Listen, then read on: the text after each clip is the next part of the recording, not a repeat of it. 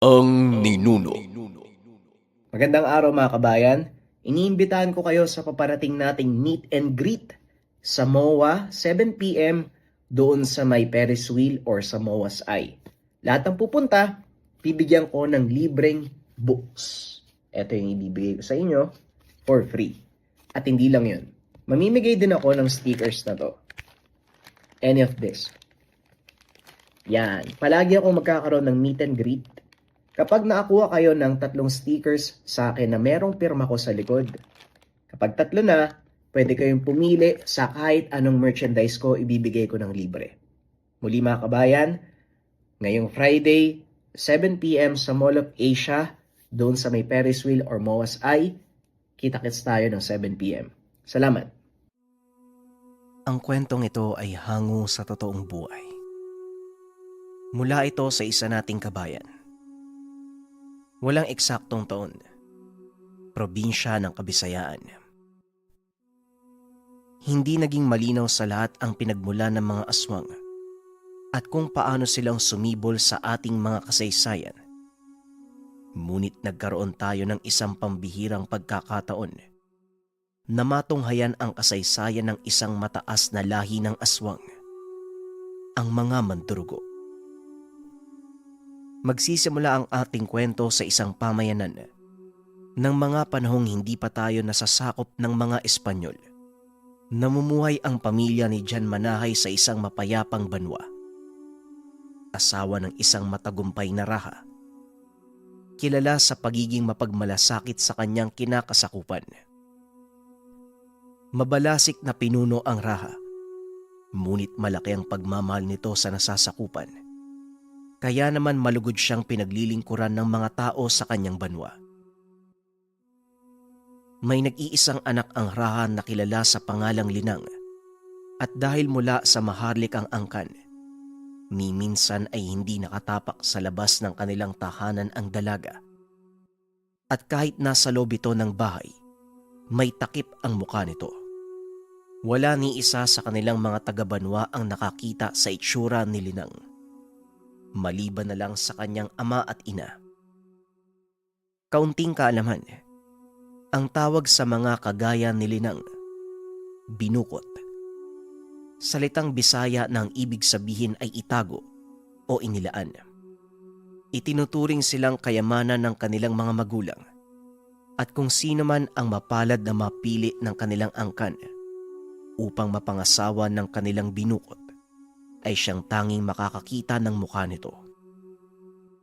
Ngunit sa kabila ng ginagawang pag-iingat ng kanyang mga magulang, nagagawa pa ding pumuslit ng dalaga sa tulong ng kanyang kababatang si Mabulog. Mabulog, tulog na ang aking ama at ina. Halika, samahan mo ko sa tabing dagat. Wika ni Linang. Naku Linang, baka mahuli tayo ng raha. Siguradong papupugutan ako ng ulo nun. Tugon ni Mabulong. Nagagawang mag-usap ng dalawa dahil manipis lang naman ang dingding sa silid ni Linang. Isa si Mabulog sa mga mandirigbang nakatalaga upang bantayan ang dalaga. Hindi yan, basta sundin mo lang yung sasabihin ko. Nababagot na ako dito eh. Gusto ko din namang makalanghap ng sariwang hangin, oh. Sige na, Mabulog. Pakiusap ng dalaga. At sa tuwing magmamakaawa ito, walang magawa ang binata kung hindi sundin ang kahilingan ng kababata. O sige, basta kapag nahuli ako ng raha, ikaw ang sasagot ha. Tuwang-tuwa naman si Linang sa tuwing papayag ang binata. Ilang taon na nila itong ginagawa. Maswerte namang hindi sila nahuhuli ng iba pang mga kawal. Palaging dinadala ni Mabulog ang dalaga sa dalampasigan. Hindi naman ito kalayuan sa kanilang tahanan. Kaya tiwala ang binatang walang mangyayari sa dalaga. Hindi rin ito hinahayaang umapak ang paa ni Linang sa lupa bilang pagsunod sa sagradong batas ng kanilang kaugalian. Sa oras na umapak sa lupa ang paa ng isang binukot, Nangangahulugan ito ng pagkawala ng karangalan ng kanilang mga magulang. Hindi ka ba napapagod na pasan mo ko sa likod mo, Mabulog? Sa tuwing lalabas ako ng tahanan, pinapasan mo ko eh. Hindi mo ko ibinababa. Tanong ng dalaga.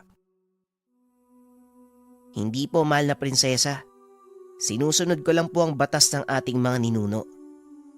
Hindi po kayo maaaring umapak sa lupa.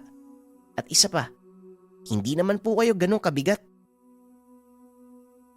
Tugon ni Mabulog. At habang pinagmamasdan ang kalmadong karagatan na naliliwanagan ng buwan, napansin ng binata ang paparating na sasakyang pandagat. Medyo malayo pa ito. Ngunit alam ng binata na hindi ito mula sa kanilang banwa. Prinsesa Linang, kailangan na nating bumalik sa tahanan. May panganib na paparating. Wika ni Mabulog habang itinuturo ang paparating na sasakyang pandagat. Hindi na nakapagsalita pa si Linang dahil bigla siyang itinakbo ng binata. Pero sa kasamaang palad, nakasalubong nila ang punong kawal ng raha. Anong ginagawa mo kasama ang prinsesa, Mabulog? Alam mo bang maigpit na ipinagbabawal ang pagpapalabas sa kanya at talagang dinala mo siya sa dalampasigan? Wika ng punong kawal. Apo Himag, wala pong kasalanan si Mabulog. Ako po ang nakiusap sa kanya. Pakiusap po. Huwag niyo po itong sasabihin kay ama. Wika ni Linang. Malapit ito sa punong kawal, kaya naman kahit papano ay pinagtatakpan niya ito. Pasalamat ka, Mabulog.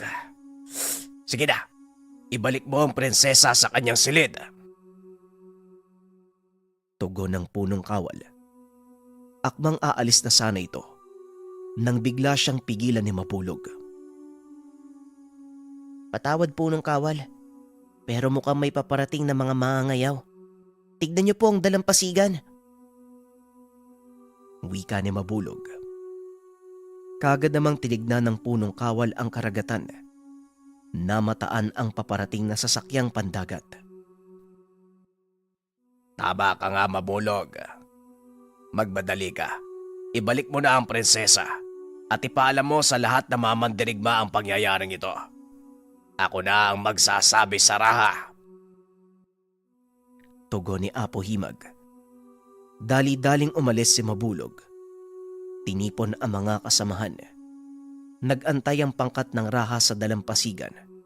Ngunit tila hindi kumikilos ang sasakyang pangdagat.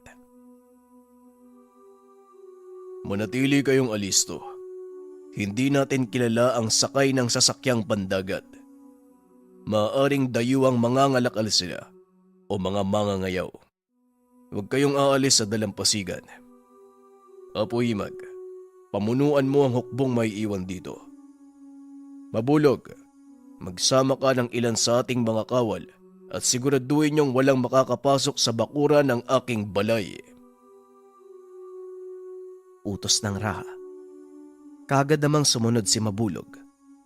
Wala namang masamang nangyari nung gabing iyon hanggang sa sumikat ang araw. Muling bumalik sa dalampasigan ang raha. Napagtanto na ang sasakyang pangdagat na iyon ay pagmamay-ari ng kanyang kapatid na pinuno ng kapuluan ng Samal na itago na lang natin sa pangalang Datu Amulong. Nakahinga ng maluwag ang raha nang makita ang simbolo ng kanyang kapatid. Nang papalapit na sila sa dalampasigan. Pagbati, kapatid kong raha. Patawad kung hindi kami nagbigay ng babala sa aking pagdating. Hindi rin namin inaakala na maaantala ang aming paglalakbay dahil naabutan kami ng malakas na hangin. Wika ng Datu. Walang problema, mahal kong kapatid. Halina kayo nang mapaghain ko kayo ng makakain sa aking hapag. Habang naglalakad, Napapansin ni Mabulog ang madalas sa paglingon ng ulo ni Datu Amulong, maging ang ilan sa mga kasama nito. Nang makalapit ang binata, nakaamoy ito ng hindi kanais-nais.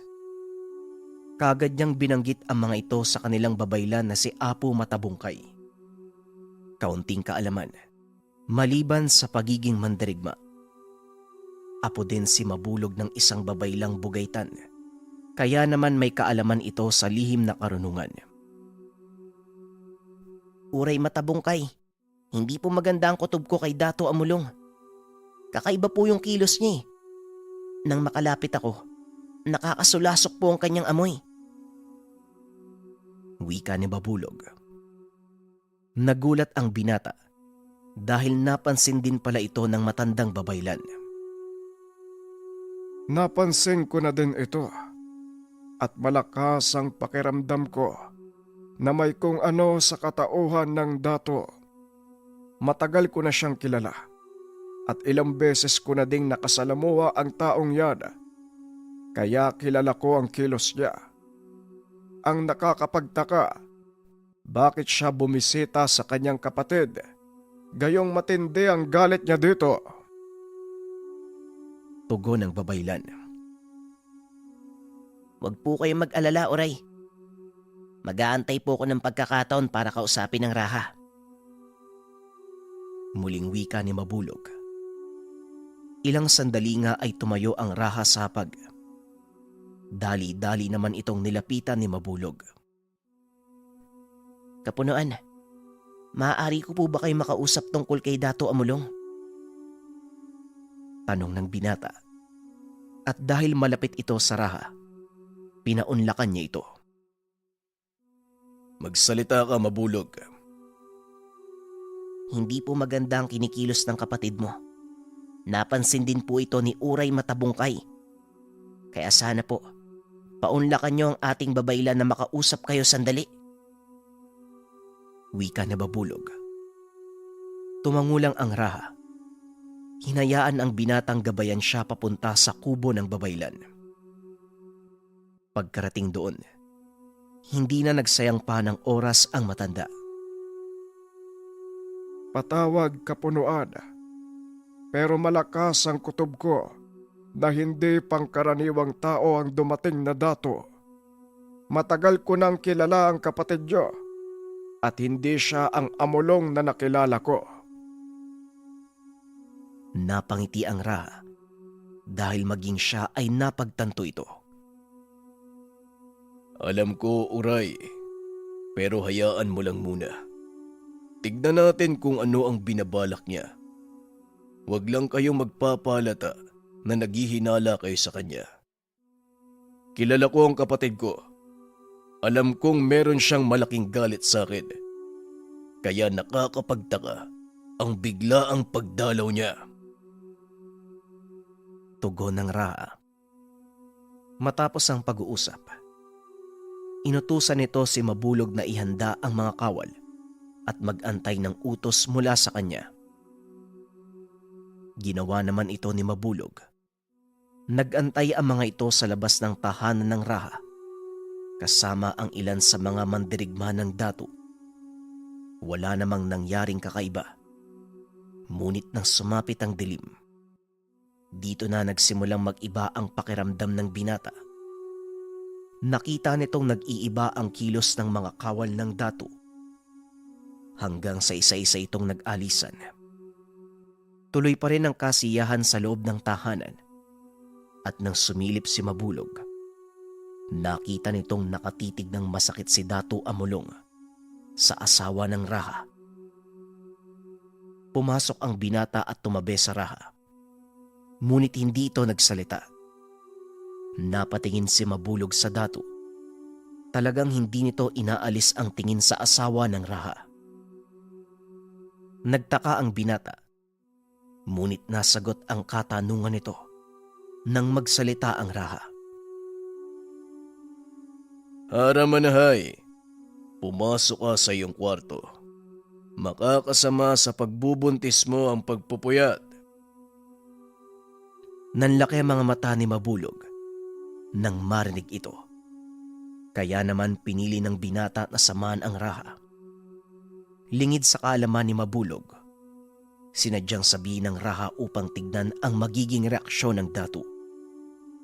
Pagtayo ng Raha, kaagad ding tumayo si Datu Amulong. Pinigilan naman ito ng Raha. Sandali lang kapatid ko. Saan ka pupunta? Tanong ng Raha. Hawak-hawak na nito ang kanyang kampilan. Hindi sumagot ang Datu. Salip ay patuloy itong nakatitig kay Hara. Hindi nga nagtagal ay tumayo na ito at dali-dali naglakad papunta sa kanya. Hindi na nagsayang pa ng oras si Mabulog. Mabilis itong bumunot ng kampilan. Inatake ang Datu. Kagad namang humarang ang mga tauhan nito. Nagkaroon ng labanan sa mismong bulwagan ng tahanan. Mabilis ay pinag-utos ng Raha na ialis ang kanyang asawa. Naiwan naman si Mabulog at ang iba pa para pigilan ang Datu. At dahil nabuko ang balak nito, hindi na nakapagpigil ang Datu. Nagbago ito ng anyo at kagad na sinugod ang binata.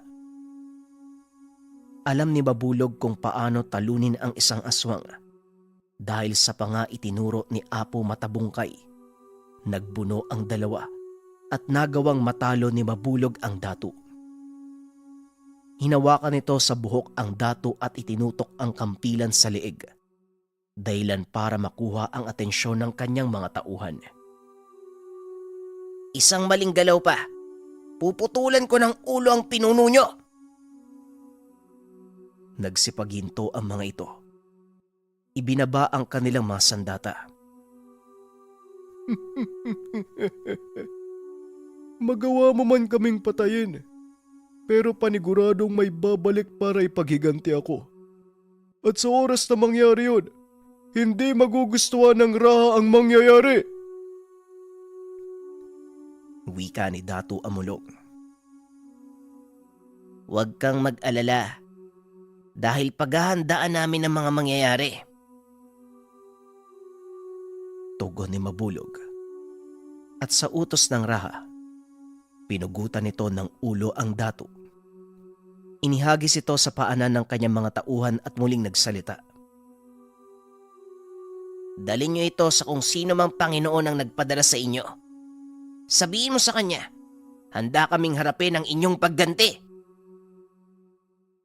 Matapos magsalita, kagad nang umalis ang mga tauhan ng Datu, dala ang ulo ng kanilang pinuno. Paniguradong babalik sila. At kagaya ng sinabi mo, Mabulog, kailangan natin silang pagandaan. Kakausapin ko ang ating babaylan. Dito higit na kailangan ng kanyang kaalaman, lalo pat aswang ang ating makakalaban. Wika ng Raha. Ang ipinagtataka ng mga ito, kung paanong naging aswang ang Datu. Isinangguni nila ito sa babaylan. Ngunit sa kasamaang palad ay hindi rin ito alam ang kasagutan.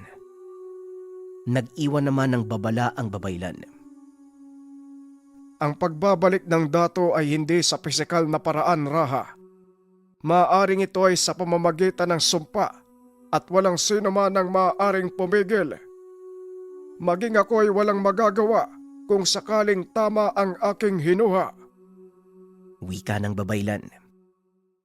Samantalang sa kabilang dako naman, matagumpay na nakabalik ang mga tauhan ng Datu sa kanilang pulo. Umabot sa asawa ng Datu ang malungkot na balita at halos gumuho ang mundo nito nang malamang pinatay ng sariling kapatid ang kanyang asawa. Wala itong kaalam-alam sa totoong nangyari. Nabulag ng galit kaya naman mas pinili nito ang gumanti. Sumangguni ang naulilang ginang sa isang mangkukulam na nakatira sa kanilang pulong nasasakupan. Ito ang naging daan upang maisagawa ang pinakahinahangad na paghihiganti. Kunin mo ang boteng ito at sa oras na makalapit ka sa taong kinamumuyan mo, buksan mo at sambitin ang gusto mong mangyari sa kanya. Ang kaluluwang nasa loob nito ang magbibigay sa katuparan sa inagad mong pagiganti. Matapos ang pakikipag-usap sa mangkukulam, nagpa siya ang ginang na pumunta sa banwa ng Raha upang isagawa ang kanyang pagiganti. Pagkarating ito sa dalampasigan, kaagad naman siyang sinalubong ng kawal ng Raha. Wala akong intensyong masama. Nais ko lang malaman ng dahilan kung bakit namatay ang aking asawa sa kamay ng sariling kapatid. Wika ni Dian Amiling. Kaagad namang sinamahan ng mga kawal papunta sa tahanan ng Raha. Pagkarating doon, walang pagdadalawang isip na humarap ang pinuno. Naupo ang mga ito sa hapag, nagsalo sa pagkain. At nang matapos silang kumain, inalok ni Dian ang dalang sisidlan mula sa mangkukulam. Tanggapin niyo ang dala kong pangasi. Ipagpauman ninyo ang biglaan kong pagdalaw kapunuan. Gusto ko lang pong malaman kung bakit namatay ang aking asawa sa kamay ng sarili niyang kapatid. Wika ni Dian habang inilalapag ang sisidlan sa mesa. Hindi naman naghinala ang Raha, kaya tinuloy nito ang pakikipag-usap. Ang taong pinatay ko ay hindi na ang kinikilala kong kapatid. Halimaw ang nilalang na yun. At kung nandito ka lang, makikita mo ang sinasabi ko.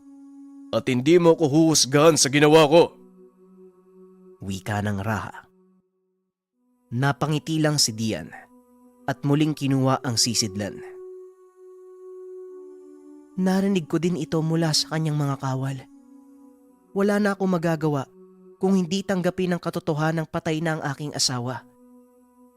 Eto kapunuan, naway tanggapin niyo ang munti kong alay, tanda ng aking patuloy na katapatan. Tugon ni Dian. Sabay bukas ng sisidlan. Laking gulat ng lahat dahil isang itim na usok ang lumabas mula dito.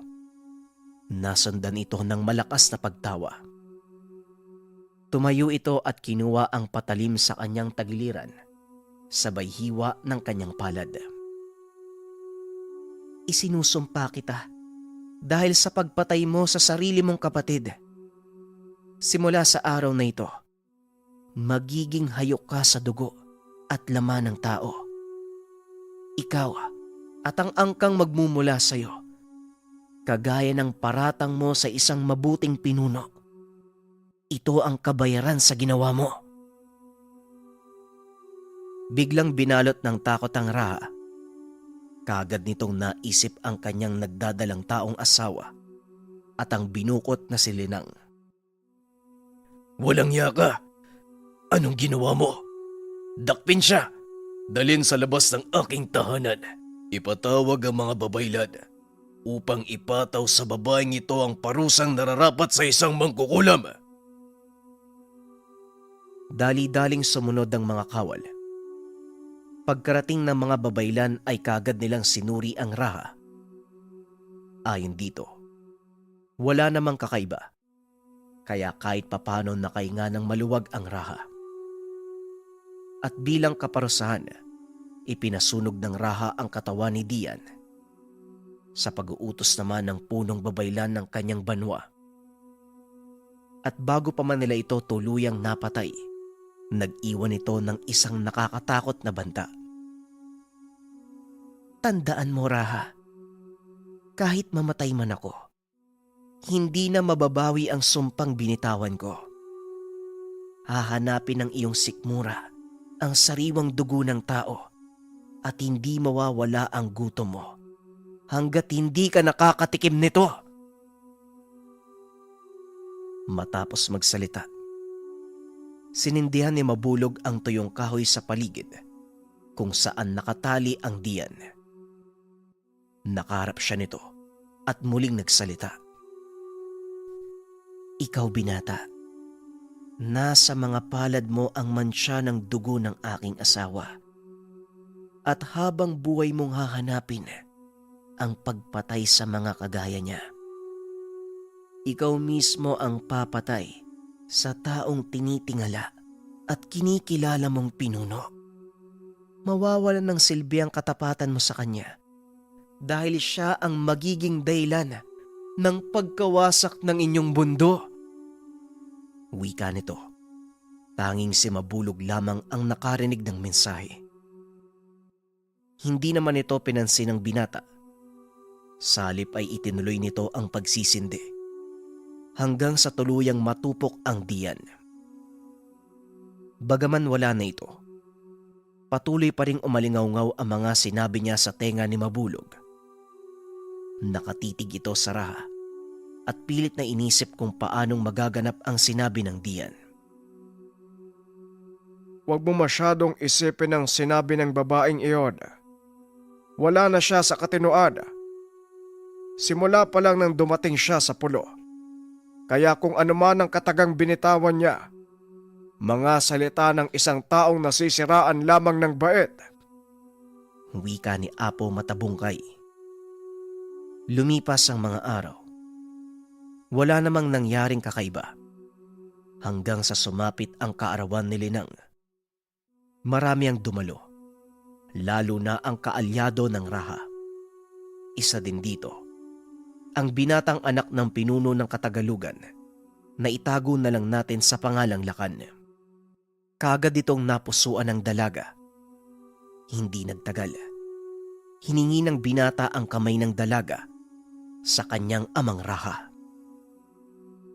At dahil mula sa kilalang angkan itong si Lakan, hindi nagdalawang isip ang Raha na ipagkaloob sa binata ang natatangi nitong binukot.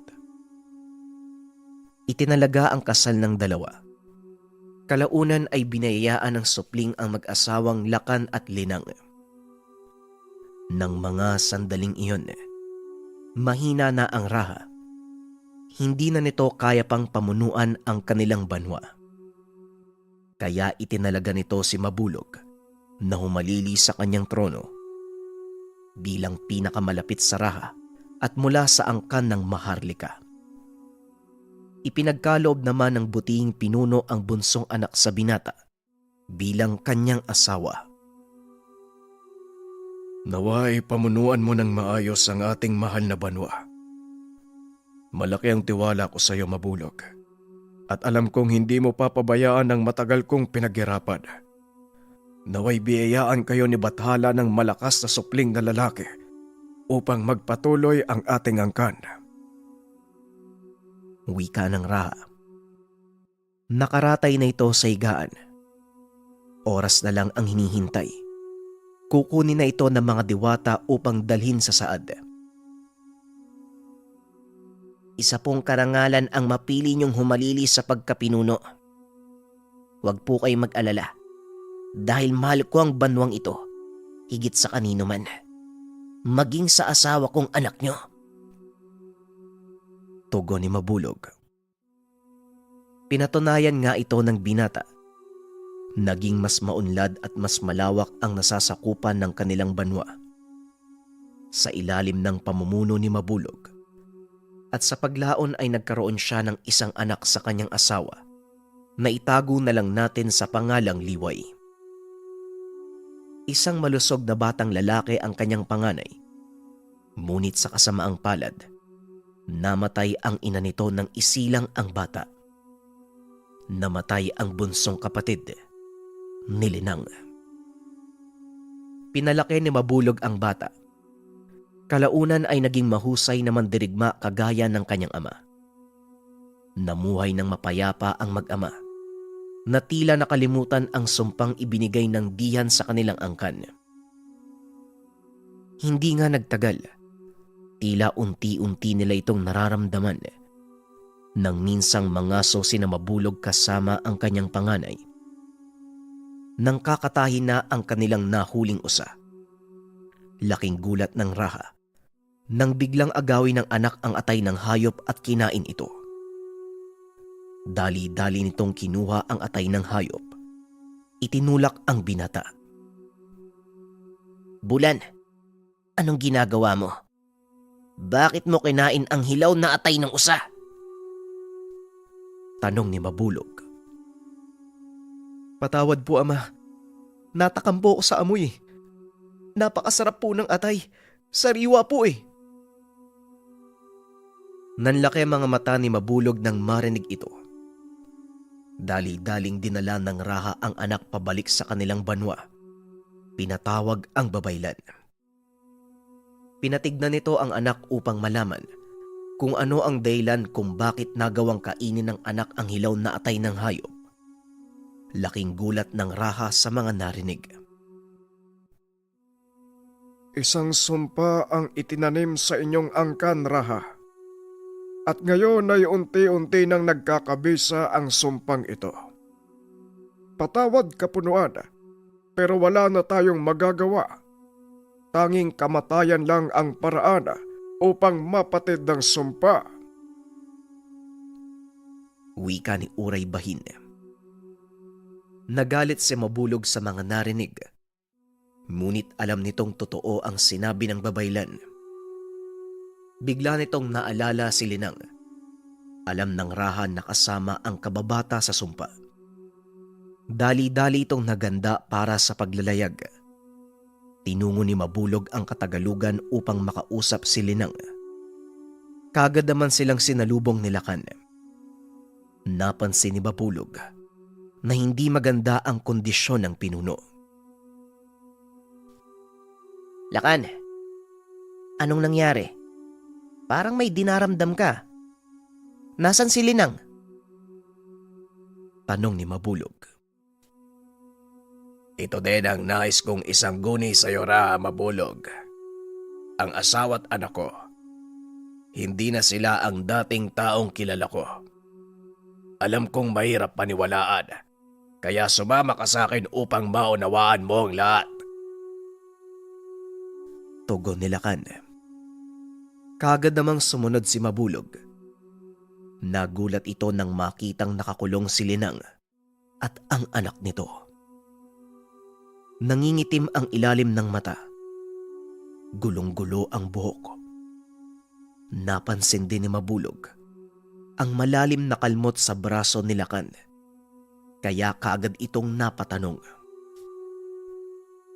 Sabihin mo sa akin ang nangyari, Lakan. Kailan to nagsimula? Kagad nagkwento ang Lakan. Ayon dito, nagsimula ang kakaibang kaganapan ng kanyang asawa. Nung pagbilog ng buwan, bigla itong nagwala. Pinagpapapatay ang kanilang alagang hayop. May ilan ding nasawi habang pinipigilan si Linang. Kaya napilitan si Lakan na ikulong ang asawa. Maging ang anak nito ay kinakikitaan din ng kakaibang kilos. Lalo pa nang makaamoy ito ng tugo. Alam mo, Lakan, nangyari din to sa aking anak.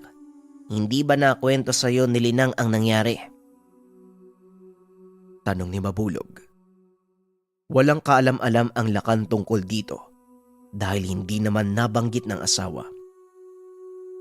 Isinalaysay ni Mabulog ang nangyari sa pag-asang mauunawaan ito ni Lakan.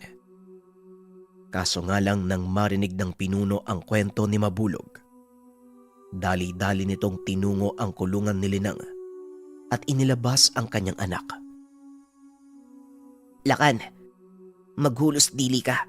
Anong binabalak mong gawin? Tanong ni Mabulog. Kagad naman itong pinigilan ng mga kawal ni Lakan. Nagsipagkilos din ang mga kasamahang mandirigma ng Raha. Hindi ako makakapayag na mabuhay ang isang halimaw sa aking nasasakupan. Wala akong pakialam kung asawa ko siya. Hindi ako nagpakasal sa isang nilalang na kumakain ng laman. Tugon ni Lakan. Kagad namang kinuha ni Mabulog ang anak nito. Tinakpan ang mga mata. Pero kahit hindi nakikita ng paslit ang nangyayari, naririnig nito ang pagmamakaawa ng ina. Pilit naman itong pinapatahan ni Mabulog. Nakaramdam ng matinding awa ang Raha ng mga sandaling iyon. Pero wala siyang magagawa. Tama si Lakan. Hindi maaaring mabuhay ang kagaya ni Linang. Matapos patayin ng asawa, nagpasya si Lakan na sunugin ito. Tinangka din itong paslangin ang paslit, ngunit maigpit na tumutol si Mabulog. Hayaan mong mabuhay ang bata, Lakan. Sa oras na galawin mo ang paslit, nangangahulugan ito ng pagdedeklara mo ng digmaan laban sa akin. Wika ni Mabulog. Kumalma si Lakan. Kung ganon, ilayo mo ang batang yan. Hindi ko siya kinikilala bilang anak. Tugon ni Lakan. Nang araw na yon ay dinala ng Raha ang paslit papunta sa kanyang banwa. Nasa 12 taong gulang pa lang ito. Ngunit sobrang paghihirap na ang napagdaanan ng dalagita nang dahil lamang sa sumpa. Inaruga ito ni Mabulog. Itinuring na sariling anak. Ginawa niya itong binukot upang mapangalagaan at sa tulong ng kanilang babaylan, nagawang pigilan ang tuluyang pagbabagong anyo ng kanyang anak. Ganon din ang anak ni Linang. Ngunit isang babala ang iniwan ng kanilang babaylan. Ang ginawa kong orasyon para pigilan ang kanilang pagkatakam sa laman ay pansamantala. Hindi ko alam kung hanggang kailan ito magtatagal. At sa oras na mawala ang bisa ng orasyon, wala na akong magagawa, kapunuan. Wika ni Uray Bahin. Kagadamang naisip ni Mabulog na ipatawag ang kanyang kaibigang manggagaway. Mukhang kailangan kong tulong ng aking kaibigan. Uray Bahin, maaari ba kayong gumawa ng paraan para mahanap si Dahong Pandan? Kagadamang pumayag ang babaylan. Nagpadala ito ng paratawag. Sa mga hindi nakakalam, ang salitang paratawag ay ginagamit ng ating mga ninuno bilang pagkilala sa taong ginagawa nilang mensahero. Ilang araw din nilang inantay ang pagdating ni Dahong Pandan at kamuntikan pang magkagulo nang dumating ito dahil napagkamalang pirata ang manggagaway. Sakay ito ng isang malaking sasakyang pandagat na kung tawagin ay Karakoa. Mabuti na lang at kagad namataan ni Mabulog ang lula ng sasakyang pandagat, kaya napigilan niya ang mga kawal na atakin ito. Kahit kailan, napakainit talaga ng ulo ng mga mandirigma mo, Mabulog. Kamunti ka na kung hindi makarating sa dalampasigan. Wika ni Dahong Pandan. Patawad, kaibigan. Hindi nila kilala yung sinasakyan mong Karakoa. At kung hindi kita namataan kagad, malamang ako pa ang nag-utos sa palubugin ng... Hindi ko malaman kung saan mo kasi nakuha yung basurang yan eh. Natawa si Dahong Pandan. Sinabing nakuha niya ang sasakyang iyon sa isla ng Sugbo, malapit sa lugar na pinamumugaran ng mga pirata. Ano ang dahilan? Bakit mo ko pinatawag? Tanong ng kaibigan. Tungkol sa 2 anak ko. May kaugnayan ito sa sumpa ng diya ni Dato Omulong. Mukhang sila ang lubang naapektuhan ng sumpa. Paliwanag ni Mabulog. Pinatawag ng manggagaway ang 2 bata. Magandang umaga, Ama. Pinatawag niyo po ako? Tanong ni Bulan. Pinagmasdan ito ni Dahong Pandan. Wala naman itong nakitang kakaiba. Ngunit nang dumating si Raya, nanlaki ang mga mata nito. Isang kakaibang nilalang ang nananahan sa loob ng katauhan ng dalagang ito. Naway wag lang siyang makaramdam ng matinding galit dahil sa oras na mangyari ang bagay na yun, paniguradong walang makakapigil sa kanya.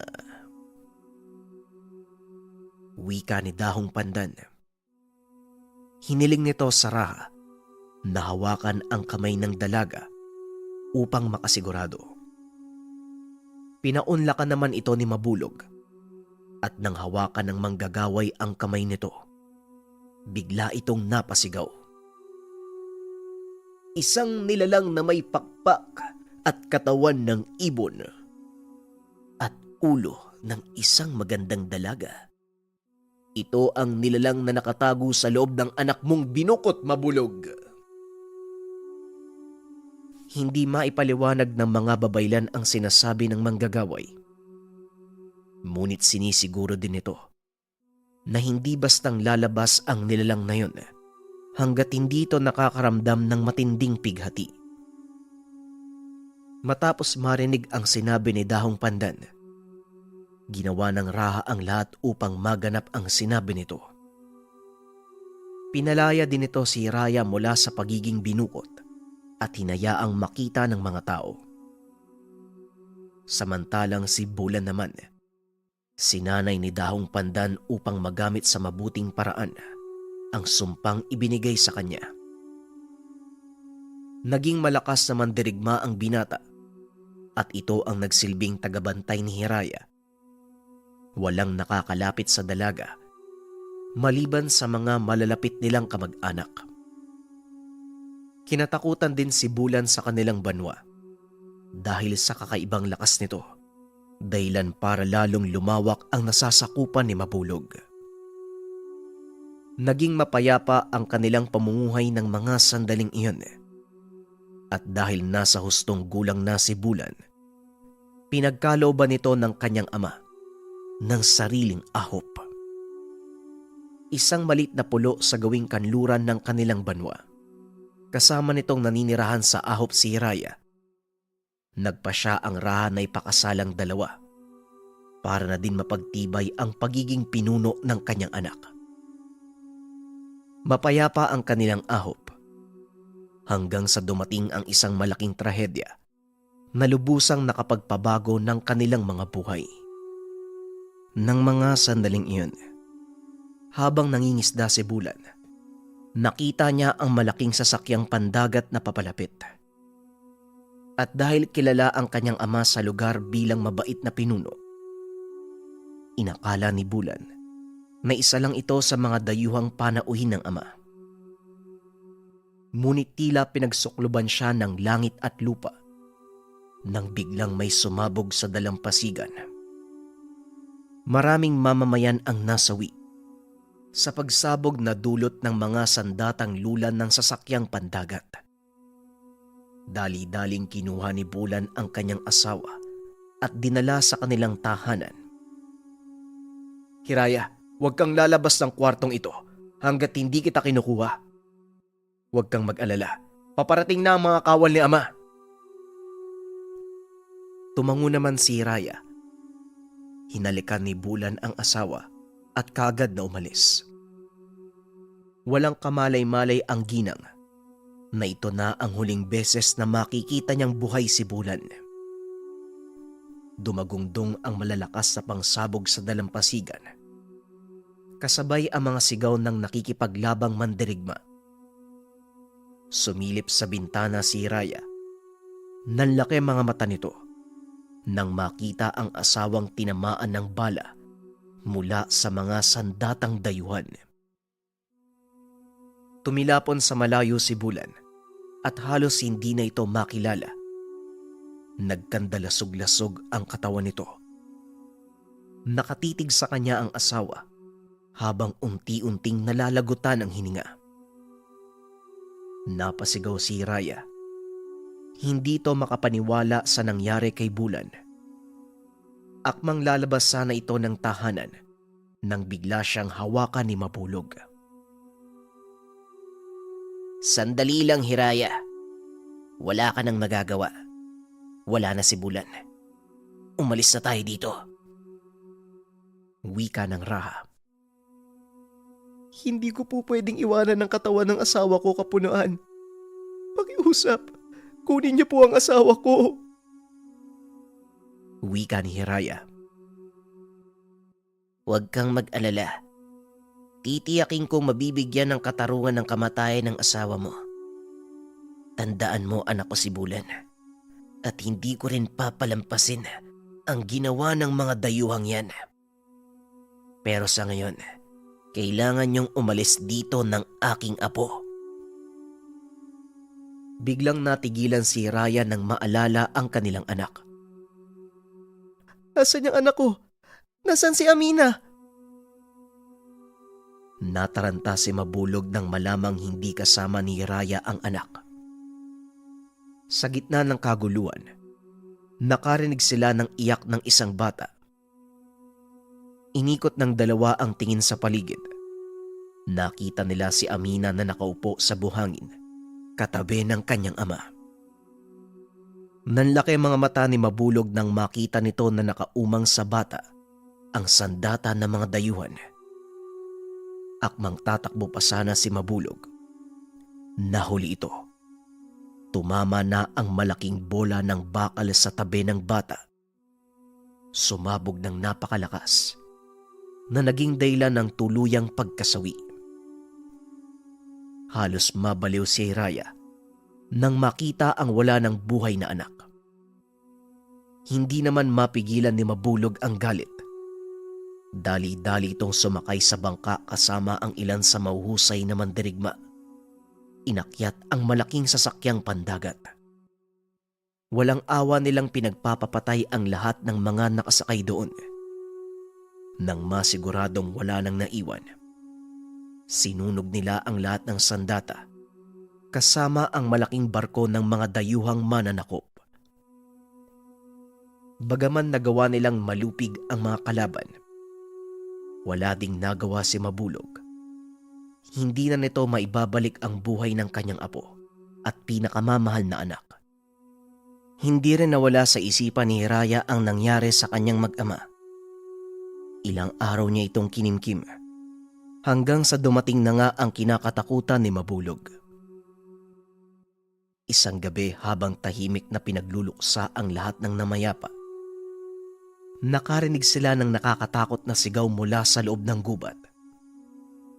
Sa pag-aakalang may nanganganib na buhay, dali-dali naman itong pinuntahan ng mga mandirigma.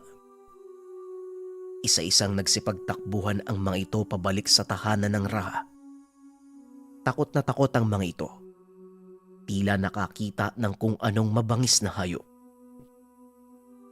Ang ilan sa mga mandirigma, may malalaking kalmot sa likuran na naging sanhi ng kagad nilang pagkamatay. Nang malaman ito ni Mabulog, kinuha nito ang kampilan.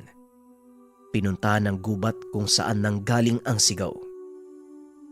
Kasama ng Raha ang manggagaway na si Dahong Pandan at ang kanyang punong babaylan. Nagulat ang mga ito sa nakita. Kapunuan, sigurado ka bang kaya mo siyang patayin? Wika ni Dahong Pandan. Bakit hindi? Isa lang din siyang nilalang at hindi siya sasantuin ng talim ng kampilan ko. Tugon ni Mabulog. Akmang susugod na sana ito nang bigla siyang hawakan ng punong babaylan. Sandali lang, Raha. Pagmasdan mong mabuti kung sino ang nilalang na yan. Wika ni Uray Bahin. Naglalakad ang nilalang papunta sa kanila. Naging malinaw ang anyo nito. Ang itsura, mukhang tao pero may pakpak. Matalas ang mga kuko pati na rin ang pangil. Patuloy na naglakad ang nilalang papunta sa kanila. Walang tigil sa pag-angil. Nang matapat ito sa liwanag ng sulo, hindi makapaniwala si Mabulog dahil ito ay si Hiraya. Mahabaging bathala, anong nangyari sa'yo, Hiraya? Tanong ni Mabulog. Nanginginig ito sa galit. Hindi akalain ni Mabulog na ganito kabigat ang pasaning nakaatang sa kanyang balikat. Wala kang magagawa kung hindi patayin ang nilalang na yan. Kung gusto mong makalaya si Hiraya mula sa sumpa. Wika ni Daong Pandan. Kaso nga lang alam din ni Mabulog na hindi niya magagawang saktan si Hiraya. Pinag-utusan ng punong babaylan ang mga mandirigmang asog na sugurin ang nilalang. Ngunit sa kabila ng kasanayan ng mga ito, wala rin silang nagawa. Maging ang mga kawal ng Raha ay walang nagawa sa nilalang. Papanoorin mo na lang bang maubos ang iyong nasasakupan, Mabulog? Isipin mo ang mga walang kamalay-malay mong mamamayan, ang mga mauulilang mga paslit. Marami ang magdurusa kung hindi mo papatayin ang nilalang na yan. Wika ni Uray Bahin. Gulong-gulo ang isipan ni Mabulog ng mga sandaling iyon. Kaya pikit mata nitong inangat ang kampilan at sinugod ang nilalang. Walang tigil nitong iwinasiwas ang sandata. Napasigaw ang nilalang sa mga natamong sugat. Narinig din nito ang pagsamo ni Hiraya. "Pakiusap, Amang Raha. Huwag mo nang patagalin ang pagdurusa ko." Matapos itong marinig, natigilan si Mabulog. Idinilat ang mga mata. Nakita nito ang mukha ni Hiraya. Nakaramdam ng awa ang Raha. "Patawad, Hiraya. Hindi kita kayang patayin. Umalis ka na habang nasa katinoan ka pa. Hindi ko kayang ibaon ang aking sandata sa katawan ng taong inaruga at itinuring kong anak." Wika ni Mabulog. Muling nawala sa sarili si Hiraya. Ibinuka ang pakpak, dahilan para tamaan ng Raha at tumilapon palayo. Kagad namang inalalayan ni Daong Pandan ng Raha. "Kailangan mong manindigan para sa nakararami, Raha. Ikaw ang pinuno ng banwang ito. Ngayon ka higit na kailangan ng iyong mga nasasakupan." Muling wika ni Daong Pandan. Muling tumayo si Mabulog at dinampot ang sandata. Sinugod ang nilalang. At para hindi makita ang pinsalang maidudulot, pinili nitong ipikit ang kanyang mga mata. Nagawa ni Mabulog na mapabagsak ang nilalang. Hindi na ito kumilos kaya tinigilan na ng Raha ang pag-atake. At para matiyak ang kamatayan, itinarak nito ang kanyang kampilan sa katawan ng nilalang. "Tapos na ang pagdurusa mo, Hiraya. Mamahinga ka na sa piling ng iyong asawa at anak." Wika ni Mabulog. Ipinag-utos sa mga kawal na ilibing ang katawan ni Hiraya. Kahit papano ay bigyan ito ng maayos na libing. Ngunit laking gulat nito dahil ilang araw lang ang nakalipas. Nakatanggap ng ulat ang Raha na may kung sinong humukay sa libingan ni Hiraya. At nang puntahan ni Mabulog, napagtanto niya na hindi ito hinukay. Bumangon mula sa pagkakalibing kung anuman ang nilalang na ibinaon sa hukay. Sa paglipas ng panahon, hindi naman sila nakaranas ng anumang panggagambala mula sa nilalang. Hanggang sa dumating ang mga dayuhang mananakop, may natanggap na ulat ang Raha na isang nilalang ang sumalakay sa kanila. Binigyan ito ng pangalan na Manturugo.